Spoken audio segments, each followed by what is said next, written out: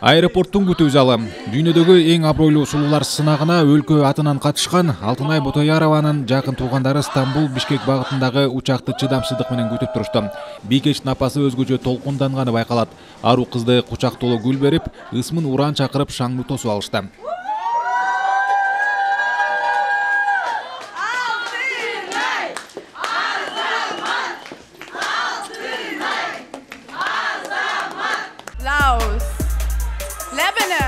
Сынактын шартына ылайык катышуучулардын саны 18 жаштан жогору болушу керек. Каттоо жүрүп жатканда буга чейин Кыргызстандын сулуусу намынын ээси Алтынай 17 жашта болгон. Апасынын айтымында кызы декабрь айында 18ге толгондо гана катышууга уруксат берилген. Түз эфирден көргөндө абдан толкундануу болду. Анан ар бир чыккандан кийин мен менен байланышып, апа кантип чыгайын, кандай болду деп өзү сурап турду.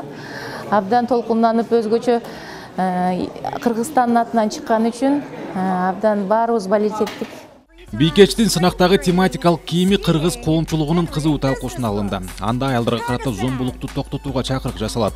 Ботоярова муну менен ала качуу көйгөйүн эл аралык деңгээлде көтөрүүгө аракет кылганын айтат. Бул сынак кыз жөн эле сулуулугун көрсөтпөш керек дагы, чоң бир глобальный теманы көрсөтүш керек. Бул сынак аялдар, ошон үчүн мен аялдардын укугун коргоого, ала качууга каршымын деп чыктым. Мен ойлойм, кыргыз эли мени туура түшүнөт деп. Алтынай Ботояровага сынак учурунда чет өлкөдө иштөө сунушу түшкөн, бирок ал мекенинде калууну тандады. Ал эми АКШда өткөн сынакта 86 өлкөнүн сулуулары башкы таажы үчүн ат салышты. Ийгилик бул жылы америкалык Эрбони Габриэлге жылмайды. Сайфудин Мурзаев, Эсен Турабыкеев, Ала Тоо 24.